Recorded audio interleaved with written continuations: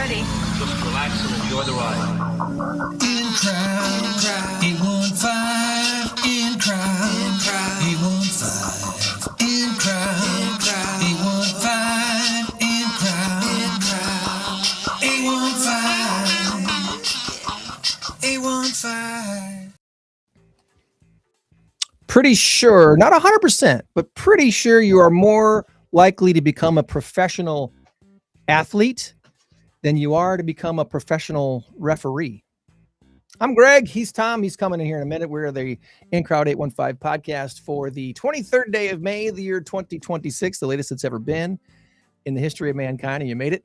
Congratulations. Me along with my dog Veda here are ready to get things started, and hopefully the technical thing that Tom's going through is going to get fixed here momentarily while we wait for Tom. Let's take care of a little bit of business like this.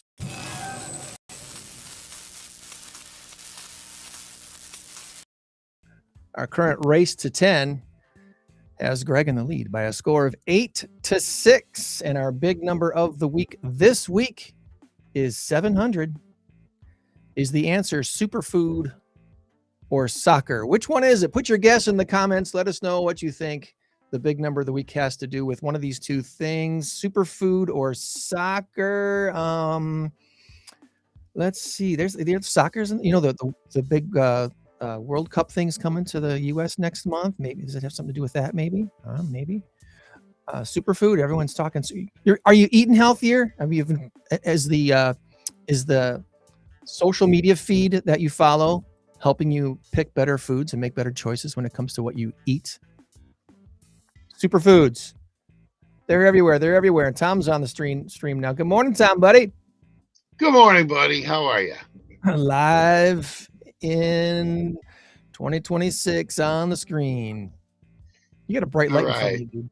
So let's do that Scooby-Doo thing and start the whole thing over. Rewind. 700 is a big number of the week this week. Superfood or soccer is the answer. We'll give you an answer by the end of the show. Superfood or soccer, and it's 700? Yeah, I know. It doesn't seem that big when I throw a lot of millions and billion numbers at you now and again, but that's our big number of the week this week. That's all. As far as shout outs go this week, Tom, we by the way, we have one guest on the show today. We're going to be talking with Amanda from Bravehearts Therapeutic Riding, catch up with her and all the stuff that they've got going on this summer. But as far as shout outs go this week, this is I was telling Amanda as we were getting ready for the show today, this doesn't feel like Memorial Day weekend. It needs to be 1 or 2 weeks away still. This is crazy. Yeah, that is. You're right, because it's May 23rd.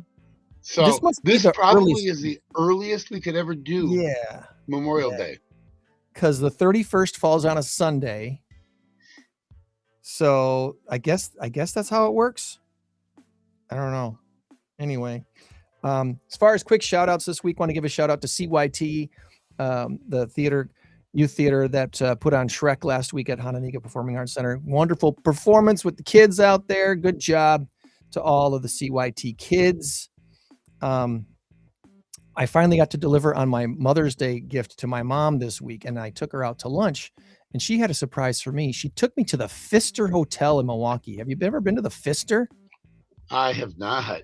It's probably Milwaukee's fanciest hotel. I'm guessing it's super nice. So they have a great cafe. We had a nice brunch. It was great. I was thinking Motel 6 was probably the fanciest. But yeah, okay. It's Milwaukee, Wisconsin. But no, it's super place if you ever get a chance. And it's spelled with a P, PF. It's not pronounced Pfister, but it looks like Pfister. Okay. There you go. What else as far as shout outs quickly this week? Trivia at Louis. That was a fun time Wednesday night. Boy, was it ever. We had a great time. I didn't get to tell you, or maybe I did, but we didn't have a chance to really talk much about it. Before trivia night, Wednesday night at Louis, I got a chance to tour Cahoots with Brian Hules, the owner of Cahoots, the new place across the street from Prairie Street Brewhouse. Okay. If you've been to Harry Dorbacher's up in Beloit, think that place times about 4 as far as size goes. It's huge. Harry Dorbacher's. I've never heard of that. Yeah, the Harry Dorbacher's place. They have the duck pin bowling and really nice, cool big bar and a place you can shoot hoops inside and instead of what do you call it? Beer pong. They have they do beer pong only with soccer balls and garbage cans. So it's huge. Okay. Yeah, so that's a pretty cool place up there, but way more space at Cahoots in Rockford. It's absolutely wonderful, and I'm looking forward to having an In-Crowd 815 event there, maybe before the end of this year, but definitely next year.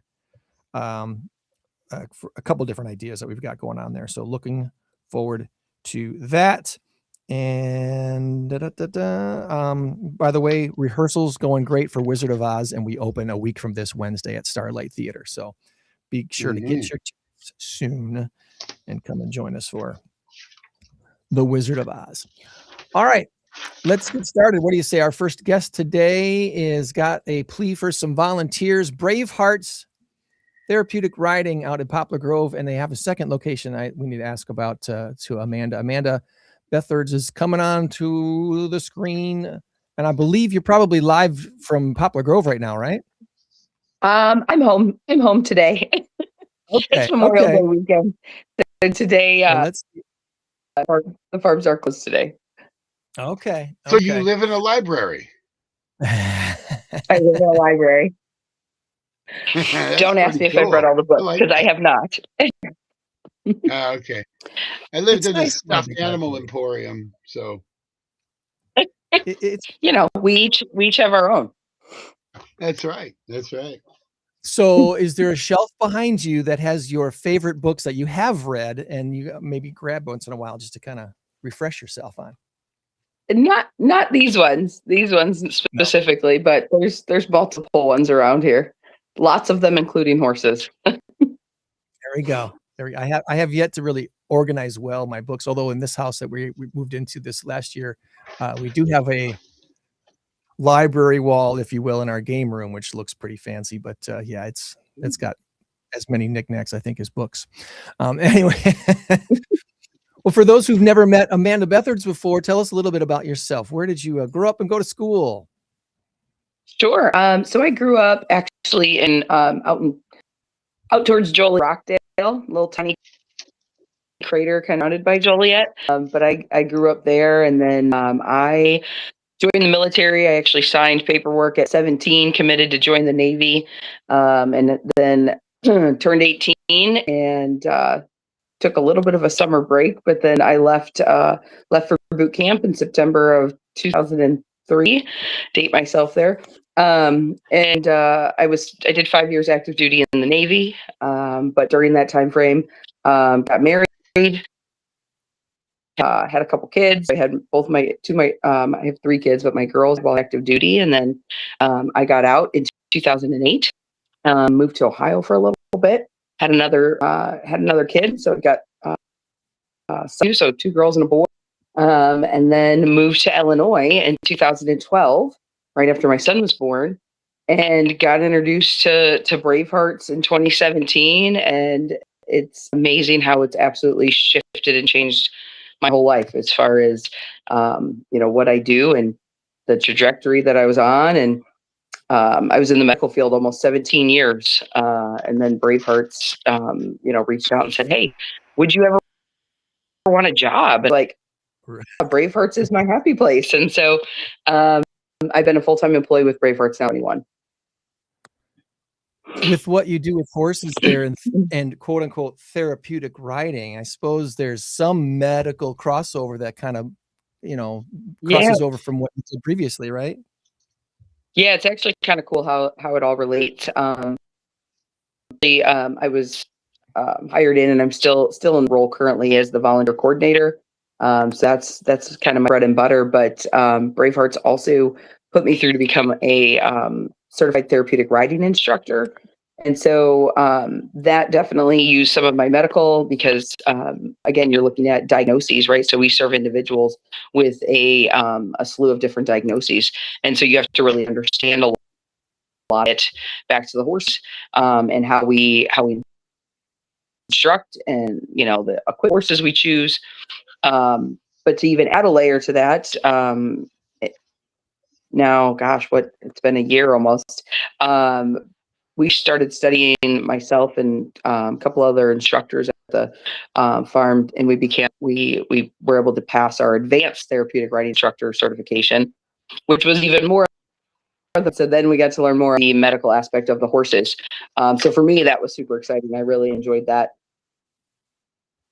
deeper dive into that, connect both my previous medical experience with my newfound love for the horses. Was that kind of a revelation to you that horses could be used for therapy? Was that something that kind of dawned on you one day? How did that hit you? At what point in your life did that hit you where you're like, yeah, this really does do amazing positive things for the folks that choose to come out and interact with the horses? Yeah, it's funny. It's relatively quickly, but I had no clue before I was introduced to Bravehearts. So you were talking about Poplar Grove. So our Poplar Grove location is just down the street from Candlewick, right? The subdivision out in Poplar Grove, and that's where we had bought a house in 2012, and so it's like 3 minutes from there, right? And I had no clue that Bravehearts existed until I ran into another veteran in the Myers grocery store in Machesney Park. And so gentleman named Mr. Bill Mercurio, he's a Vietnam Army veteran, and he literally walked up to my family in the cereal aisle at Myers and was like, "Hi, my name's Bill. Are you a vet and do you like horses?" And that was right around Veterans Day in 2017. And so he gave us a card and said, "Hey, they're having a Veterans Day event. Come on out." And I'm looking at it and I'm like, "Where is this?" Right. And I found out literally it was 3 minutes down the road from my house. And I walked in and it was instant. It was like, there's something here that I just have to be a part of. Just the environment. It was super welcoming. I've always loved horses. I was that little girl that loved horses, but never really had the means. Again, with 3 kids, right? They're just financially, there was no way that I was going to be able to afford to go do riding lessons for myself or own my own horse for that matter. And it's as a military veteran, Bravehearts military vets all at no cost. And so when I found that out, and that my family could actually ride with me, and at the time my husband was also a veteran, so our entire family got to come out to Bravehearts and ride, and it did not cost us anything out of pocket. So it was pretty incredible. And little did I know that it's completely changed my life, and that I would be as engulfed as I am now. But yeah, no, I think pretty quickly I knew that horses save lives, absolutely make a difference, and I get to see it now every single day. Every single person that's out there, whether they're a veteran, a therapeutic riding participant, whether it's one of our hippotherapy clients, which is we do speech, occupational therapy, and physical therapy on horseback. We also do EAPs, equine assisted psychotherapy. So we have a team of mental health professionals, right? So any one of the individuals that we serve, you can see the difference almost instant. It's absolutely incredible. That's so cool. Hippotherapy is a funny word. That's kind of doesn't sound right. What can you explain hippotherapy? Yeah, absolutely. Hippotherapy is just utilizing the horse. So again, we have therapists, occupational and physical therapists that treat clients on horseback for what they're being treated for, though, right? We have individuals, if they're there for speech therapy, right? Some of them are nonverbal. They use a tablet for communication, or some are working on their speech itself, right? And putting words together and sounds, just like most of these are essence. And our therapists are all and they all work in the area. They're all within the schools in our surrounding area. They would do speech just like they would in an office, except they get to do it on horseback. And so the cool part of that is horses physical aspects. So their pelvis, the way the horse's pelvis is actually created, is very similar to a human's. So the movement of the horse is one aspect of the therapy, right? And horses move different ways. Some of them move front to back, some are kind of side to side, and some is almost like a figure eight. And we're blessed. We have a piece of equipment that we were able to obtain, I believe, through a grant called an AmeriColt. And it's a simulator. It's a riding simulator. And so we actually can utilize that. And we do utilize that in our clinic to sometimes either get our participants and our clients used to the movement, or if depending on their diagnoses, right? If their muscles are really spastic or tight, what normal a physical therapist is going to lay them down on a bed and help them stretch prior to, how we can put them on and speed that process up so we can get them on the horse and get that connection piece. And that's the other part, not just the movement, but then the connection of being with these incredible animals that absolutely they feed off energy, Greg. And so they can tell whether it's a 4-year-old, right, that's never been on a horse before, whether it's you who, maybe's been on a horse, sometime in your life, but maybe you're a little anxious, versus, someone like me that gets to ride 6 days a week. They can actually, and they'll change their demeanor and their energy level based off what they're feeling around, and they'll adjust to that. That is so incredible. It is wild to think that there's the horse aspect of the horse being so in tune with the person that they're in contact with, and there's something about, I'm gonna use the word distracted. I know that's not like probably the right word to use, but it's being distracted by something that allows something else to happen. Does that make sense? Like kind of like a magician does sleight of hand, yeah. A therapy does. It's really kind of amazing. I can't even. Yeah, no, it's an interesting way of putting it. It really is. No, it really is. And even you saying that makes me think about, like, again, I get the honor of being able to teach. And like yesterday, I had a couple veteran lessons. I was teaching some veterans and some veteran family members. And one of the things I tend to do during my cool down, right, I like to have my riders ride like in tandem. So I'll have them all line up, right? Like there was 4 of them. So they were all shoulder to shoulder, and I'll have them ride like 4 abreast, and they have to work together, right, to stay in line, then to also maneuver and move around. And part of that is because then they get out of their head, right? They're not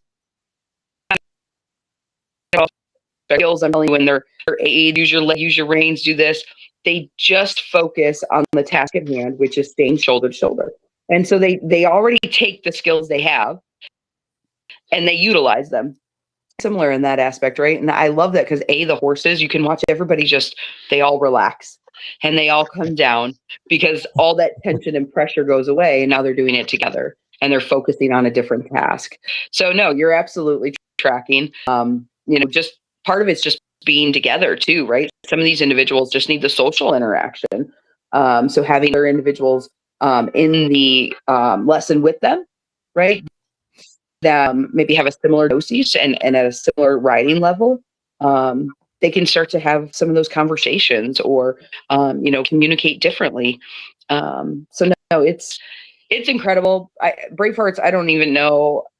Again, I'm still in awe. I've been an employee, there for a while now, but I'm still in awe on how much we offer to individuals and how many different, demographics that we're able to reach. But these horses are the true heroes of what we do, and we're blessed to be a part of it. Well, you have a beautiful website. I hope that people have been will click the link that I put in the chat and visit what you guys have put together for people to see just what Bravehearts does. And do I got this right? It actually started in Poplar Grove, but now has a couple different locations. So no, it started in Harvard. Our Harvard location was our flagship, and that was 2022. I'm sorry, 2002. Goodness gracious. 2002 is when the Harvard location started. 2007 is actually when Bravehearts started, all at no cost. And then Poplar Grove, we were able to obtain that facility in 2010. And then we just opened up our third location in Rockford, actually, out by Severson Dells. So we're conveniently right off I-90. And that was here in 2025. And now we just started some programming out there. So the Poplar Grove and the Harvard location are, just to give everybody an idea, we're about 40 acres. And we were wall to wall. I mean, with horses, we've got about 64 head of horses right now between the three locations. And both Poplar Grove and Harvard, again, like styles, like offices, horses, paddocks, just full. And we run sessions year round, 6 days a week. And so when we were looking to grow, where do we go? How do we get there? Another location was pretty much the only option for us. And so we were able to obtain a piece of property out there, and it's 133 acres. And it's absolutely beautiful. Green pasture, barn. It's got an indoor arena. It's got a beautiful outdoor round pen. And we have now been able to start programming out there. So we're hosting veteran lessons twice a week out there right now. And it opens up so many possibilities for us. As it does, Greg, it allows us to reach more people. Again, we work with a lot of our veteran community. So a lot come in Milwaukee, VA, Hines, Chicago, and now just the way the highways and all the roads work, this Rockford one is just as close, if not closer, for some of them to get right off the highway. So the sky's the limit. We're really looking forward to all the possibilities we have. Dr. Gunner there and Marge pulled up on our site, and those are founders. Marge Gunner is the whole, the brains behind all of it. She actually, you can read on our website there, but she was battling ovarian cancer when she came up with the idea of Bravehearts, and being able to see how her horse that she had was helping her heal, right? And she said, if my horse can make me feel like they do, and help me get through the hardest time in my life, what can I do for other people? And so that's where the whole idea came from. And then Dr. Gunner got it introduced to the program, and he was a Korean War veteran, and he was a medic in the Korean War, a cardiologist out of Chicago, and he was an incredible man that unfortunately I never got to meet. He passed before I got introduced to Bravehearts, but his spirit is so much alive at our facilities. That picture there of them two is on the right. There is in front of our chapel. So at Harvard, we actually have a chapel that was built in Dr. Gunner's honor, and they actually they opened that and did a presentation of it before he passed, and so it's quite special. You can absolutely still feel him on those farms, and his passion for serving veterans. So. That's cool. That's cool. Dr. Gunner and Marge, and Marge battled cancer, you said? She did, and she beat it. She is still with us. I just saw her yesterday out at our Harvard farm, and wow. There's a serenity garden that's right next to our chapel that she maintains and makes sure it looks beautiful. And we've got houses on the property that it allows us, Greg, to bring in veterans. So we not only serve veterans in our local area, but like in 2025, we served 1,191 veterans, 450 veteran families. Some of these vets are from out of state. We are able to bring some of those vets in that need it. After COVID, right, we were able to actually start doing some out-of-state vet retreats again, which was super exciting last year. And so we have some housing on the property where we can do that, and it allows us to do that. And Marge is wonderful about helping us maintain those and making sure everything is perfect for people that are coming in. I had no idea you had housing. That is so cool. Yeah, so that's our Pove location. We do have a house on property there as well, and 24-hour care for our horses. So we have barn staff that actually stay on the property overnight, so that we ensure the horses are all taken care of. For those looking at this picture, take a look at this car down here to get a feel just how big these buildings are. Here's a little car. Here's somebody's SUV or something parked outside. So that's how big these buildings are. They're just so special, and they're so neat and clean and wonderful. You guys have just an amazing facility. We are truly, truly blessed. And, the only way we can maintain those facilities are through our volunteers. And so again, I have the honor to oversee that program. And Greg, we had 517 volunteers last year, donate over 31,000 hours. And I know that sounds like a lot, but the more people learn about therapeutic riding and what it does and how it helps, the higher the demand, right? The more help we need. And we could not do what we do without our volunteers. And yeah, thank you. Right there's our volunteer flyer we've got. I'm getting these circulated throughout the area. Trying to get these all out to people because, again, I didn't even know it existed, and I lived right down the street. So a lot of people that come in are all through word of mouth. And so we host a new volunteer orientation once a month. That QR code that's on that flyer there, you can scan that. It'll take you right to a sign up genius that you can sign up for our trainings. The next one coming up is going to be on June 2nd. It is at our Poplar Grove location. It's at 5:30 p.m. I know you put our website. You put the link there in the box as well, so they can go there. There's a volunteer form at the top, and that'll actually take you to a Google form. If you fill that out, it shoots me an email directly, and I could send you the info for all the future dates. But we have a lot of fun, lots of upcoming stuff. You had mentioned earlier with the summertime. This is definitely what I call our busy season. We've already been busy though. This year, we actually, our women's drill team, we have a mounted women's drill team. So women veterans, we went down to Arizona and we were able to do a little mini clinic and a performance for the Art of the Cowgirl, which is a huge event down there. We were come to be invited to do that. We performed our co-ed drill team. We performed at the Midwest Horse Fair this year. So we presented the colors at the rodeo 2 nights, and then we got to do a couple clinics and ride out there for some folks. And we brought 8 horses up to the Midwest Horse Fair, and so that was incredible to reach some people up there. Was that in Wisconsin or Iowa? Yep, Wisconsin, up in Madison. Mm-hmm. Yeah, thousands of people. It was awesome. Great exposure for our horses and for our veterans to show off, the skills they've been working on. We've got 3 mounted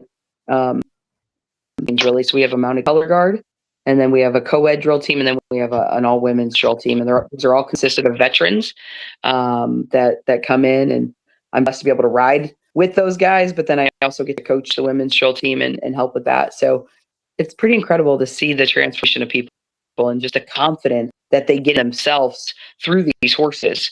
When people have a purpose and a reason to be better and to be better for themselves, that they're better for their horses. And it's incredible, absolutely incredible to see. You can see there, you got all the volunteer opportunities up. It's not completely unlike a relationship you might have with your dog or your cat. I mean, it's totally separate. It's different, but it's similar, right? It is. It really is. I think the more I'm around and the more, because every single day I get to learn something new with these guys, and it's really about the connection, especially for veterans, or individuals, mental health, awareness is such a big thing nowadays. And so even our volunteers that come in, they're providing a service for us, but you ask any of them and they're like, Amanda, I get just as much out of it, if not more, volunteering and giving back, than I get, out of it. And it's amazing to hear. And I get it 100%. I was a volunteer first. I was a veteran participant second, and I still get to do both of those things and be staff. And so to be able to continue living a life, each of us from a veteran standpoint that signed on that dotted line and made commitment to serve our country, right? That was something we decided, and you don't just switch that off. There's no turning that off. And this is the first place that I had found since I got out that really embodies that camaraderie and that family. Gives me a purpose, reason to want to get up out of bed and to be kind, and to just give back, and to be able to connect with a horse. It just, again, you don't have to say anything. We don't have to speak the same language, right? They don't see us like people. So there's an amazing book that I was told to read while I was studying for my advanced certification. It was called Horse Brain, Human Brain. And it really helps us understand, even with your dogs, right? Or your cats, we humanize their we speak for them, right? We do this with the horses, but in all reality, their brains don't work like ours. Life would probably be way simpler if they did. They're very black and white. It's like, hey, Greg, like, hey, do you want to go over here and get a drink of water? Like, maybe you want to come with me. And the horses are like, hey, we're going to go get a drink. And that's it. There's no questions asked. Like, this is what we're going to do for survival. You got to do this. So they don't judge, though, right? They don't see if you're in a wheelchair. They don't see if you've got braces on eggs. They don't know if you're struggling on the inside from PTSD or anxiety or trauma of any sort. Like, they don't see that part that people see. But I do believe they're like animals, like your dogs and your cats and your pets. I do believe that they're an extremely good judge of character, and they let us know through their body language, which was probably the light bulb moment for me. If I'm being 100% honest, I didn't know I struggled with anxiety. I didn't have a diagnosis of PTSD or any of that stuff when I first came to Bravehearts. I thought that was just the way this was just me, whether I was wound tight or just all things. Like, I just thought that that's who I was. And I accepted that and I learned how to live with that. But when I got there and I started to just be present, and I think about that for a minute, like, to just be quiet and in the moment and to be comfortable in the quiet, right? I mean, you make a living here, right? We're talking, we do a lot of talking. I do all day. The more I'm learning, I realize that there's so much peace and so much healing in the quiet. Yeah. And you can do that with the horses. You can be quiet and you can just be present right here, right now. And that's focused on. And there's a lot of healing in that. So it's pretty amazing. That's cool. I left this on the screen on purpose for quite a while because I want people to see, maybe you're somebody who, for whatever reason, you just, you don't want to be working directly with horses, but you still want to help out the cause. There's so many other things that you can do that don't involve riding or standing next to or leading a horse. Administrative stuff, carpentry, cleaning tack cleaning, all kinds of different things, phone stuff, fundraising. So there's a lot of different ways you can help Bravehearts out without necessarily having to get trained on how to work with horses. Absolutely. Yeah, absolutely. I tell people that all the time in the new volunteer trainings. I'm like, listen, I talk about the horses all day long because I love them. That is absolutely what I love to do. But absolutely, as a nonprofit organization, right, as a 501c3, we appreciate any time somebody is willing to give. I definitely understand that time is the most valuable thing we have. And if somebody's willing to donate some of that out of the kindness of their heart, again, we want to build off their strengths. We have different organizations that come in and help. They don't necessarily direct things with the horses, right? But we've had Keller Williams Realty come in and lacquer our stalls. We've had I got ADP coming in here in a couple weeks to help us prep for a horse show. So June 19th, we do a big annual horse show for our therapeutic riding and our hippotherapy clients. They get to come out and show off the skills they've learned. So ADP will be out to help us clean. They'll be sweeping and dusting and mopping and helping us do all the setup. We just did the annual veteran horse show. And I had folks from G Aerospace. They came out for 2 days and helped us with that.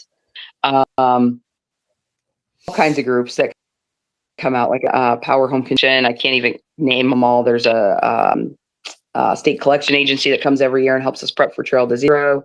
But yeah, so anything you're able, like I said, you mentioned carpentry. If you're a retired electrician, or you're good with wood or grant, always that's a big way that we do. Our funding is through grants, and so if somebody's good at that, we would love to have you come on out and be a part of the team.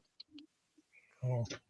Lots of all our staff opportunities. members there. Yeah. Yeah, I want to give them all some props there for There's all the our work that they do. Yeah, those are our VIP volunteers. These are all volunteers that come out of the kind heart. These guys really step up. They take out, they're more of a part-time employee than anything. I mean, we couldn't do, again, our jobs without these guys, for sure. Nice. They're amazing. Yeah. Well, before I get to I did ask AI to give me some questions for you today, because we've been having fun with AI questions of the week. So before I get to that, is there anything that we didn't ask you that you wanted to make sure we touch on before we go on to that? The only thing I wouldn't mind mentioning on here again, I can ramble off some dates, but Trail to Zero, I think we've talked on here once or twice about that, but if you go up at the top there, you should see a link under Veterans tab. Trail to Zero is a big mission that's super near and dear to my heart. Trail to Zero mission started in 2017, and we run 20 miles through select cities to raise awareness of veteran suicide. So in 2017, statistically, 22 vets a day that take their own lives. Now, I believe we're down to about 17, which is still too many. And so I've been blessed to ride in numerous cities on horseback to just to reach. My goal is always to reach one person, whether it's a veteran directly, whether it's a veteran family member or a friend that's been, affected by suicide. You can see there that is in downtown New York City. We ride with the mounted units, and they block traffic off right down right down there in Times Square, and we ride right down the center of Times. And there's people, and we hand out information. Some of those 517 volunteers are actually folks that live in New York that have been working with us since 2017 now, and they are dedicated miles with us and hand out cards just to reach people. Mounted units come from all over. A lot of these guys are veterans, and they donate time. They'll haul their horses 3-4 hours to come ride with us. We will be actually, I believe, September 18th in Chicago again, doing Trail to in New York City this year.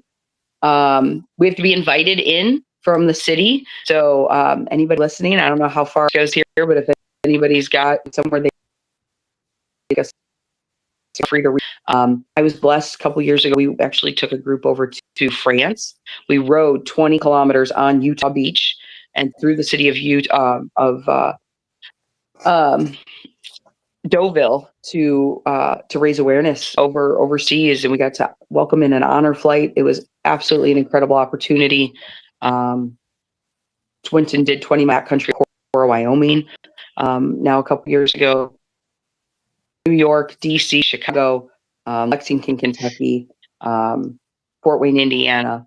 So again, that's definitely a big mission for us. There's actually a spot on here too. Anybody that has lost a veteran in their life, that we would like to carry them with us. So you can actually put in a request here for a ribbon. And what we do is we have pins made with the veteran name and their branch of service, put with a ribbon, and we tie those into our horse's mane, and we carry those individuals with us for whatever rides we do. We usually do a kickoff ride locally, and we'll get those ribbons in there, and then we take them to each ride. And at the end of the ride, we'll actually put those in a shadow box, and we'll send those back to the family or whoever put it. And it's for us to let know that these veterans have not been forgotten, and that we're going to carry them with us, and that we remember, and that we're here. There's people that work. It's with it definitely Memorial Day weekend, right? And all the veterans we've lost that have served and allowed us to have the freedoms that we do. We mentioned Trail Deer today, and nice. Again, reach out if anybody has questions. Awesome. Mm-hmm. Well, AI reminds me that you are not only the volunteer coordinator for Bravehearts, but you're also an advanced therapeutic riding instructor and U.S. Navy veteran. So connecting your service to this mission is the first of the three questions it gave me.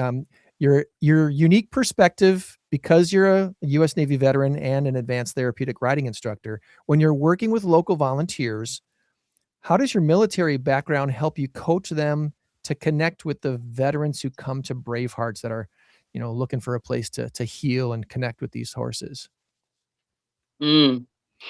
So, again, I was a corpsman in the Navy, which again was the medical side of things. So I think a big part of it is that just be real with people. I very much, when I do a lot of trainings, the military teaches you one, teach one, right? So for me, it's kind of funny. My first boss is like, Amanda, I didn't hire you to be in the barn. Why are you fixing fences? Why are you out there sweeping? And it's like, listen, here's the deal. Like my background, how am I supposed to earn the respect, right? And have people trust me if they don't know who I am? And they don't see my work ethic, right? Somebody else to do something that I myself wouldn't do. So I've always led that way. And I think that really truly came from the military, of giving me my work ethic. I wouldn't change the way my path went for anything. I believe I'm exactly where I'm supposed to be in life. And if, military career gave me my work ethic for sure. And I think that's really helped me to be able to manage over 500 people. And people, just so selflessly be willing to work alongside me. And I think part of that is because they know that I wouldn't ask them to do anything I wouldn't do myself. That's huge. That is huge, because you sometimes you see those leaders who found themselves in a leadership position under or over people who they've never done what they're asking people to do, and you kind of feel that.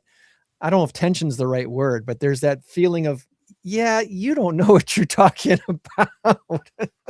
You actually do know what you're talking about, because you've done these things you're asking people to do.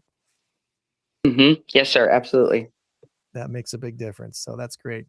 Question 2, the Bravehearts recognized as the largest healing horsemanship program for veterans in the nation. And the Poplar Grove facility does so much specialized work with hippotherapy, as you mentioned earlier, and outpatient care. As a coordinator, did you have an aha moment, or have you experienced other aha moments with your volunteers when they realize they're not just leading a horse, but they're actively helping a child or a veteran heal? Yeah. So a lot of our volunteers, I'll bring in volunteers that have been with the organization for 5, 10 plus years to some of these new volunteer orientations. I actually really enjoy inviting, somebody different each month, and letting them share their experience. And it's usually pretty emotional. I've got these volunteers that are committed. I mean, they give everything they got, and to see, again, these miracles, if you will, happen right in front of them. I know for me personally, when I first was becoming an instructor, I had to do a lot of mentoring, right? And a lot of teaching underneath someone. And the one moment that really sticks out to me as I was in the middle of the arena teaching, and it was a group from, I believe it was North Chicago group that had come out to us, and you could just see the weight of the world, right, on these veterans' shoulders. Like, they come out and they're trying to be tough, and you put on a horse, and they're like, have you rode? And they're like, like some of them have rode a camel, like, overseas, whatever. But you can see the tension in these, right? They got a death grip on their saddle. Their knuckles are white. Their legs are tight. And most of them, one way that I like to break the tension is because you could tell they're holding their breath. Blue's not really your color. And they'll look at me and I'm like, I have to breathe. And they're like, oh, they don't even realize, that they're not breathing. But I specifically remember this one class come in, a gentleman, and had just the weight of the world on his shoulder. By little throughout the lesson, I got him to where he trotted down the long wall. So he got his horse to move a little faster, and he let out this leg, and I could. He stopped and was like, "How was that?" And he goes, "That was amazing. I got to do it again." And just for that time, people get to forget about it.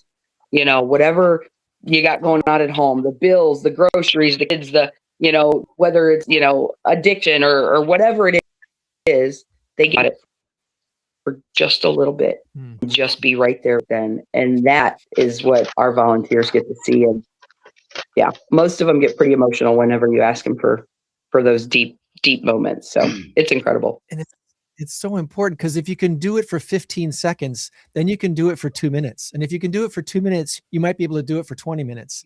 And if you can do it for 20 minutes, maybe you can get by in 2 or 3 weeks. It's a process. It's a huge process. And it's an everyday process, right? We have decisions every single day to wake up, put our feet on the floor, right? Make good decisions and just be present. And it's every single day. And that's for everybody, not just veterans, right? We all have to. So nice. They're good accountability partners, horses. This last question, I think we already kind of answered it, but I want to reiterate it before we move on.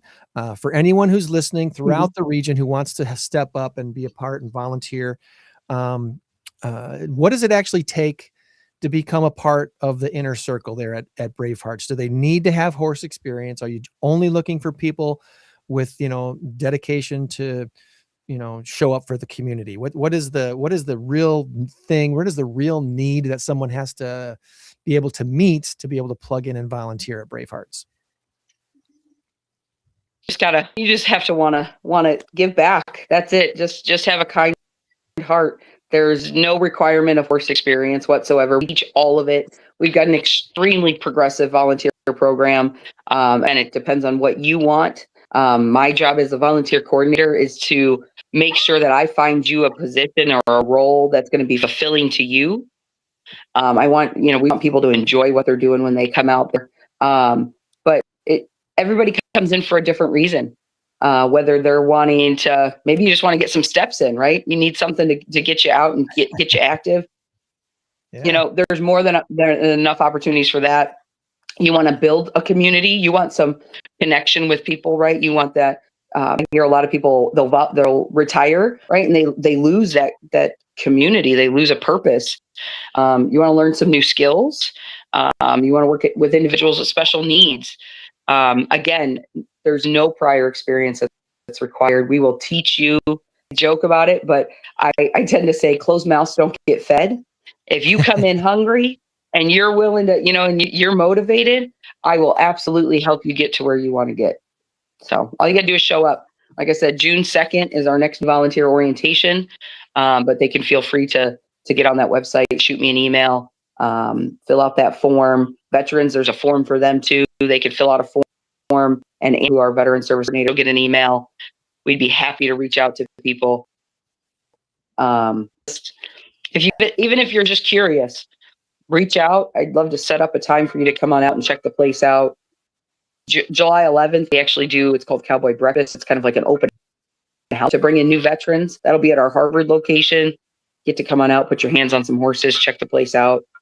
No commitment. Okay. For everybody, as long as a heart to serve. Well, I want to make one. I always ask it for at least some funny or odd questions to ask our guests too. And the one that stands out to me is you're coordinating a lot of volunteers, a lot of different walks of life. What is the most bizarre or unexpected hidden talent a volunteer has brought to the table that ended up actually being maybe kind of useful around the facility? any bizarre or unique talents that your volunteers have brought to Bravehearts that you're like, wow, never would have thought of that, but I'm glad you're here. Unique. Well, trying to think. Well, it's not super bizarre, but to me, do you know what a cricket is?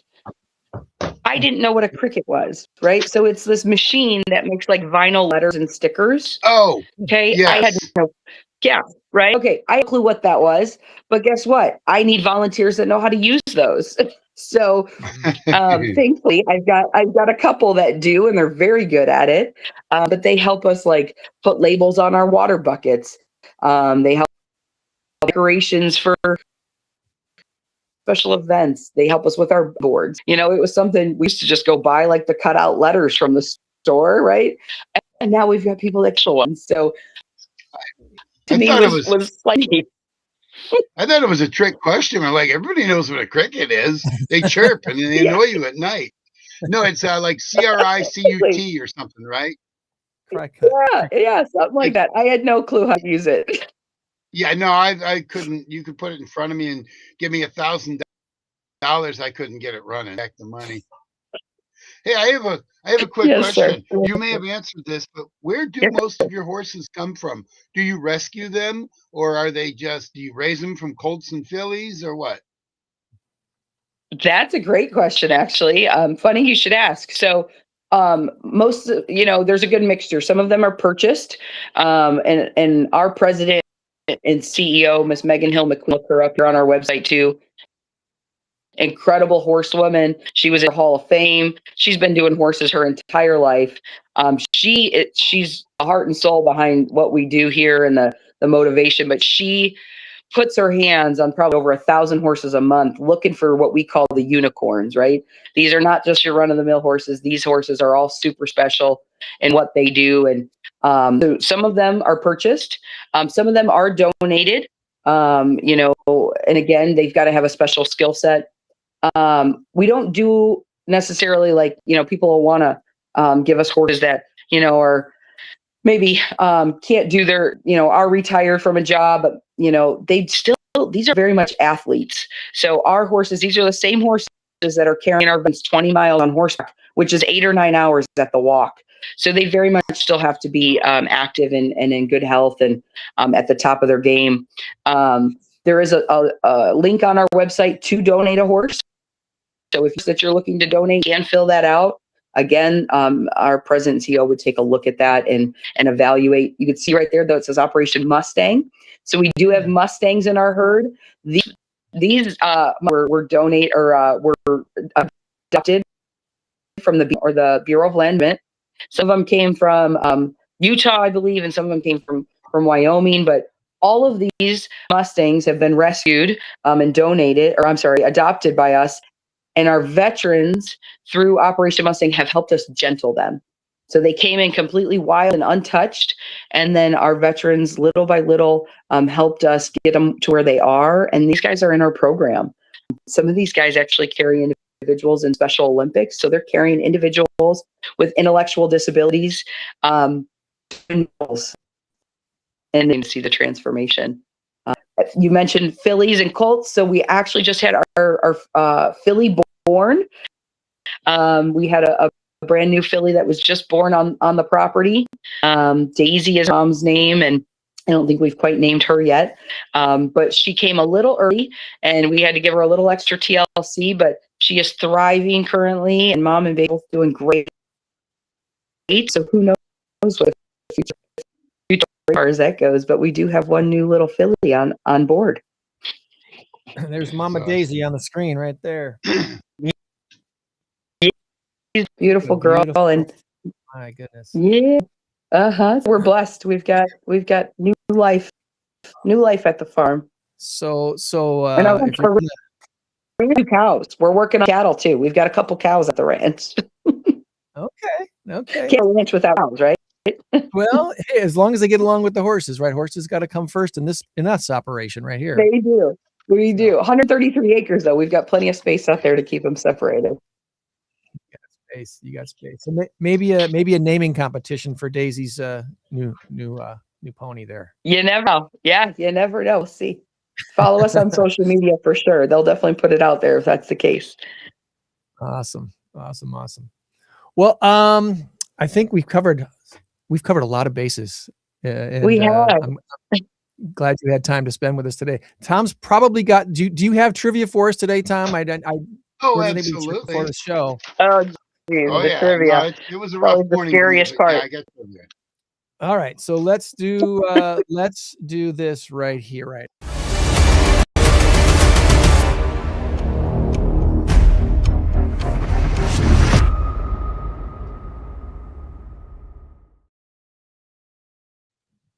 All right, Tom, it's me and Amanda versus Tom's trivia today. Let's see if we can't score 4 more points against his 7 questions. We can do this. We can do this. With my mascot, Mr.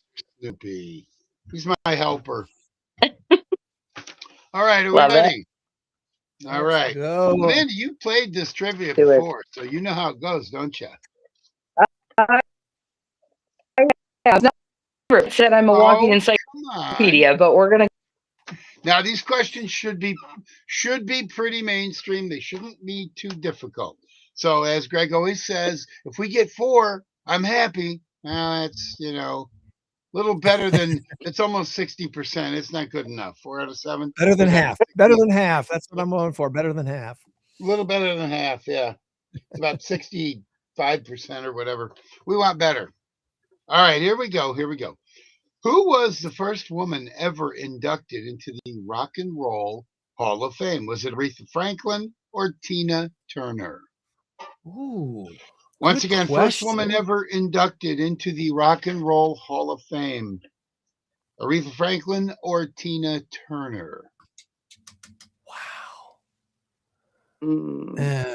That's a really tough one because I think they're both in now. So which one was first? I don't know. I'm gonna go with Aretha. Let's hope Aretha's. And I'm gonna stop you right there because you got it right. All right. Woo.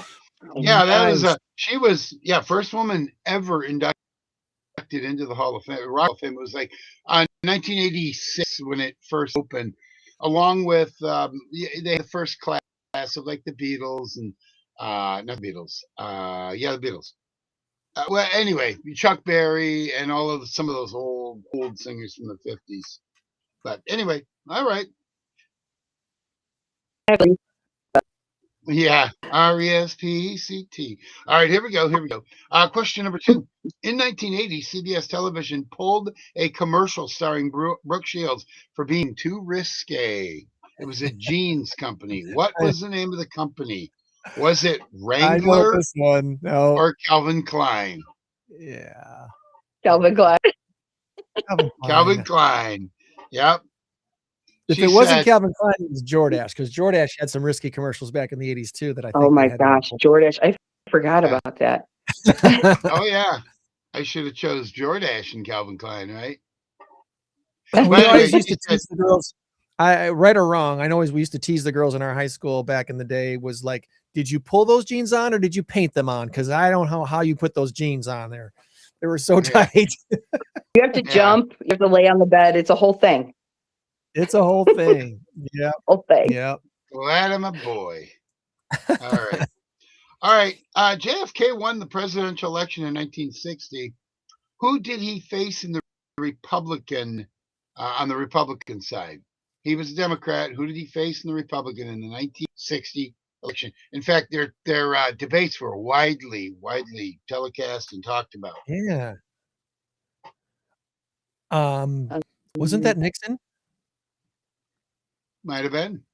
I thought Nixon didn't look good on camera at all, and JFK looked great and calm and cool and collected. Well, Nixon was so much shorter. He was about 8 inches shorter, and so it was like way off. So he was a sweaty mess from what I remember. He was just not comfortable on camera at all back in 1960. Yep. Figured it out by 68 or whatever it was when he became president. And he beat who did he beat?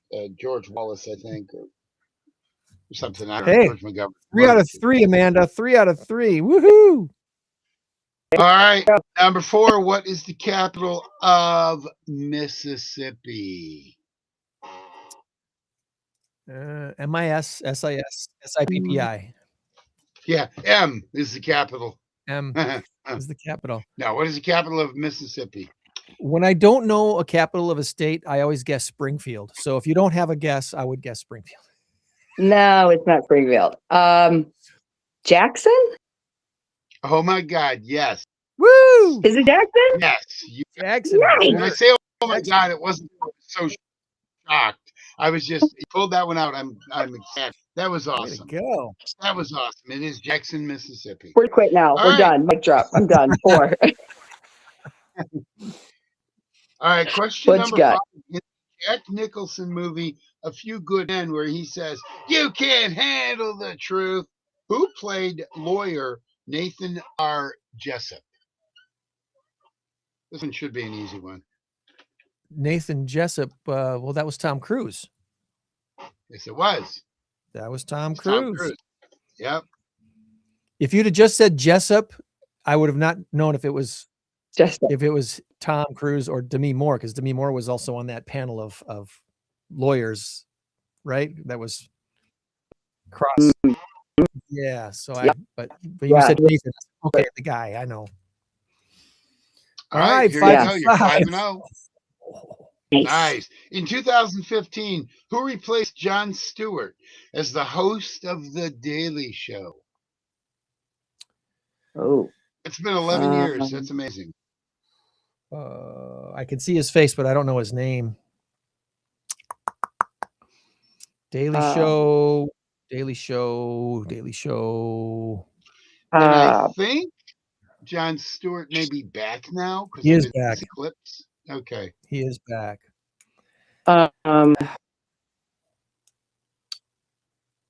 He's from England. I could see it.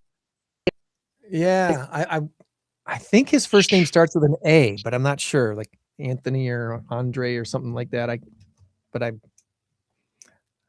drawing a blank on this First one. name. He's got 2 first names. So he's like, No. One of those names, Greg, is one you're very familiar with. oh no. Might be one of your kids' names. Oh man. Noah.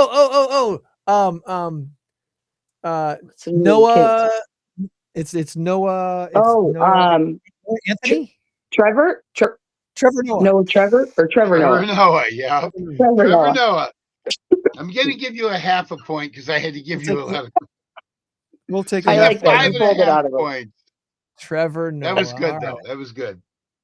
All right. Final local trivia. I figured since we were dealing with horses today, we would go to the Children's Farm, also called Lockwood Park. In what year did the Children's Farm or Lockwood Park open up in Rockford? Was it 1960, 1970, or 1980? And if you think this one through, even though neither of you are essentially from the Rockford area, and maybe that's unfair for me because I'm here, remember certain things about it. I know. Well, they just had like a 45th or 55th kind of a anniversary type of thing. So it's 70 or 80. Go with that. I don't know which one though. I would lean toward 1980. I would say, what was the options again? 1960, 1970, 1980. I'm going to go with 1970. They had their 55th anniversary last year, 1970. Tom's like, all right, woo! Yep. You got it. You went and a half. It'd be tough to say 7-0 because I did give you a lot of good hints. So yeah, needed help with that one. So yeah, that was really good though. That was really good. Nicely done, Amanda. Well, thanks for joining us again, and hopefully we'd love to have a group supporting Bravehearts at our next Mass Karaoke Trivia Contest, and it's a ways off. It's October 1st this time around. Oh, so they gave me so much prep for that. My boss was like, Amanda, why don't you sign up for that? And I'm like, I only karaoke when there's people I don't know. Like, are you kidding me? But yes, no, I know. She totally wanted me to do that. That's right. But you don't actually have to sing. You only have to play trivia, but your group, somebody in the group would sing. Yeah, I was the person they were voting to sing. Yeah. Oh, Oh, I see. Okay. Well, make yourself plan B, get a plan A singer, and if they don't show up, then you will fill in and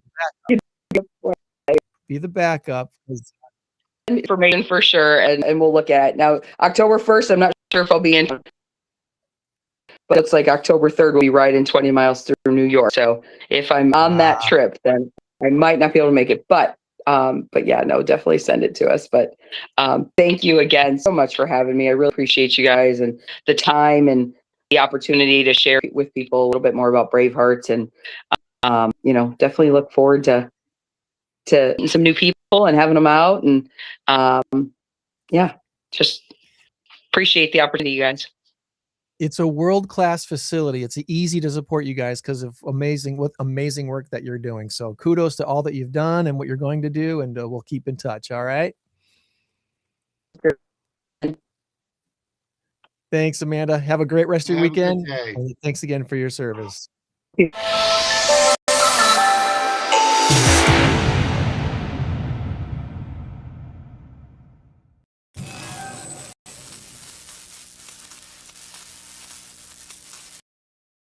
All right, our big number of the week is, well, our current race to 10. I'm leading by a score of 8-6, and our big number of the week this week is 700. I know that doesn't seem like that big of a number, but I always make up for it in the explanation. Is it superfood or soccer? And did you text me your answer? I did. Just a little while ago. Okay, all right. So you did send me your Just answer. let me know if I get it wrong, and then I'll send you the other one.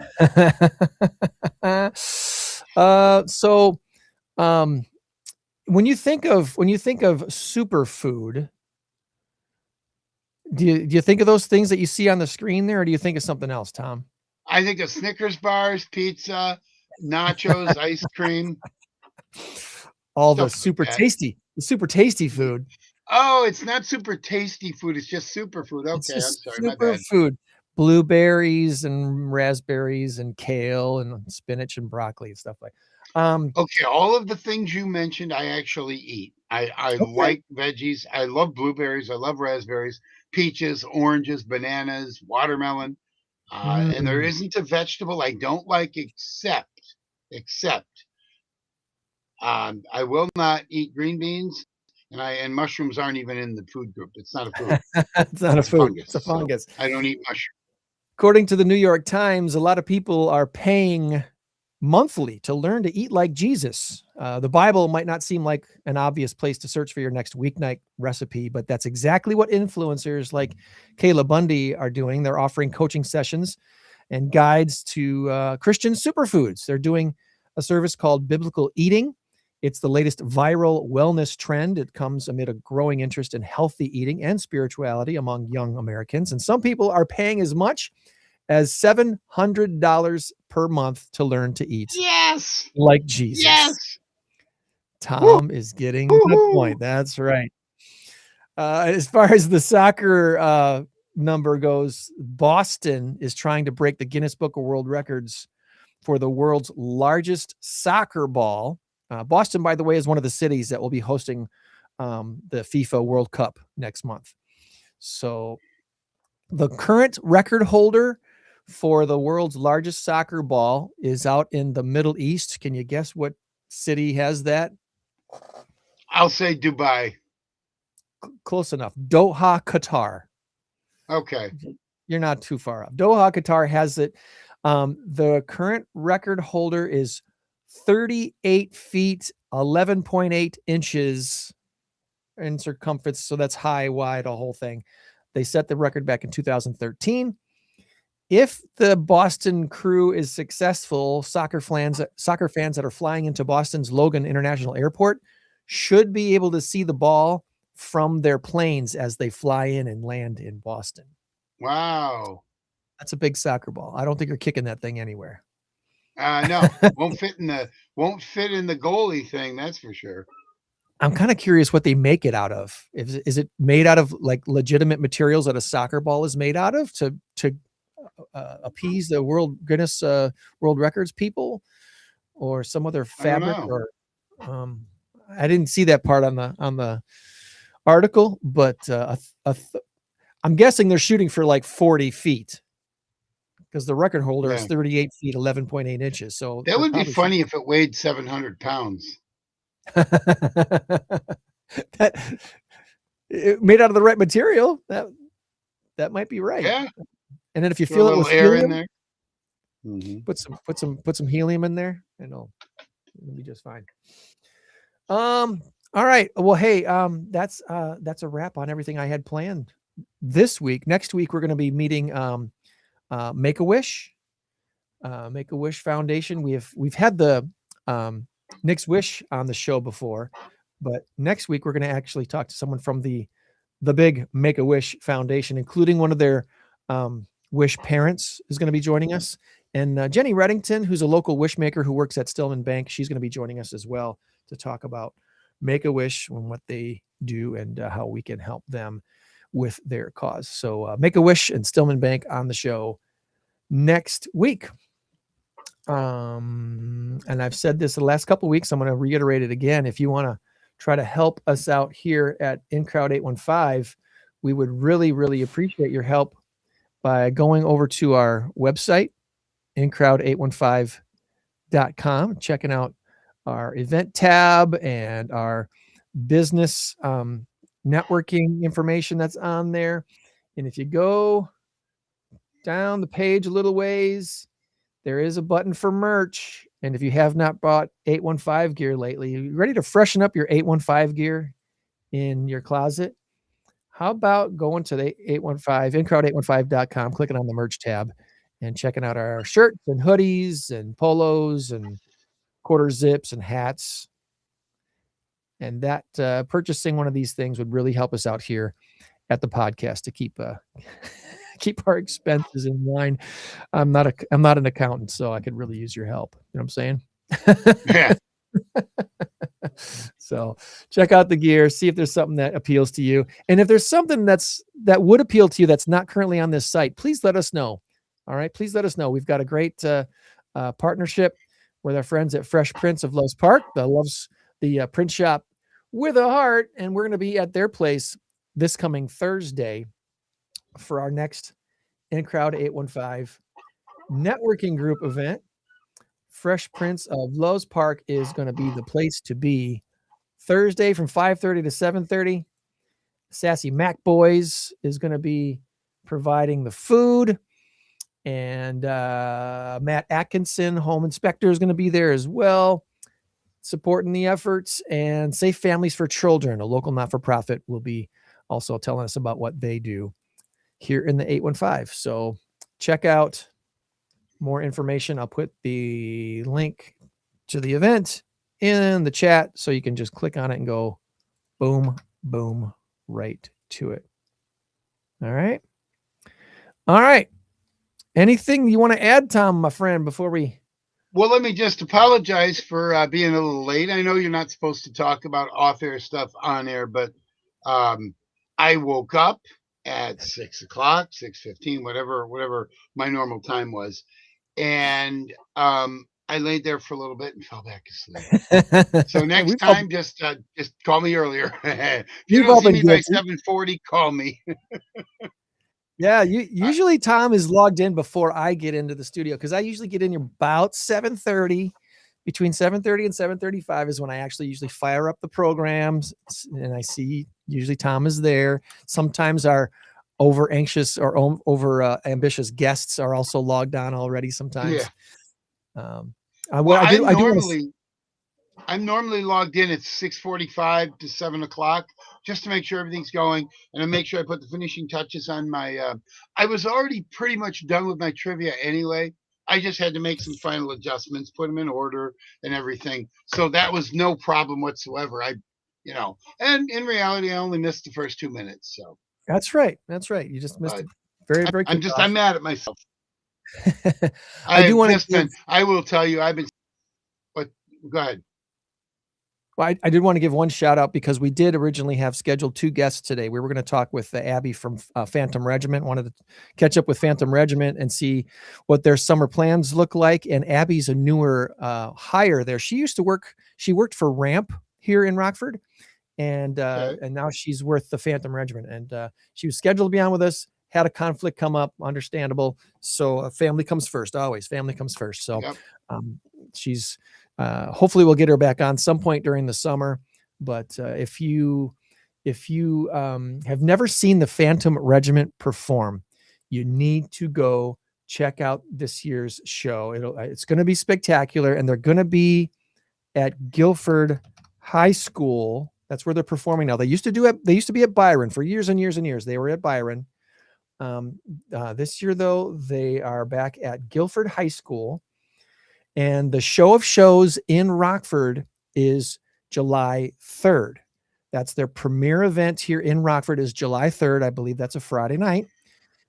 And then the DCI Midwestern Championship will be July 25th. That will be in DeKalb over at NIU. The big world championships with one of these years, I'm going to this. One of these years I'm going. It's not going to be this year. Hopefully next year. The DCI regionals and world championships. The world championships happen in Indianapolis. What's the name of their stadium? The Lucas RCA Dome, Lucas Oil Stadium. That's right. Used to be the RCA Dome. Lucas Oil Stadium, August 6th, 7th, and 8th. Phantom Regiment has consistently scored in the top 12 in the last few years, in the top 10. I think they were 5th last year, if I remember right, 5th or 4th, competing against these teams. And what they do on the field is so remarkable. The marching, I know if you just think of marching bands and you know what your high school maybe did back in the day on the football field, and it's cool and it's fun and everything, but what these teams do is nothing short of spectacular. It's emotional and it gets you drawn in. It's pretty amazing. So if you get a chance, go check out the Phantom Regiment this year. I've seen them a number of times and they never disappoint. They're just so in sync, and it's unbelievable. They'll put most college bands to shame. Absolutely. The pageantry of it all is spectacular. Mm-hmm. So check that out if you can. Next, as I mentioned, next week we're going to be talking with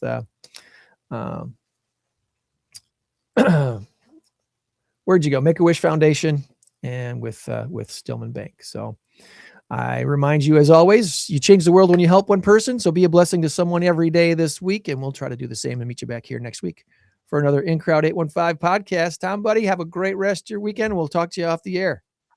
Off the air. Yes. Okay, cool. Hang on. All right. Bye, everybody. 815 in crowd. 815 in crowd.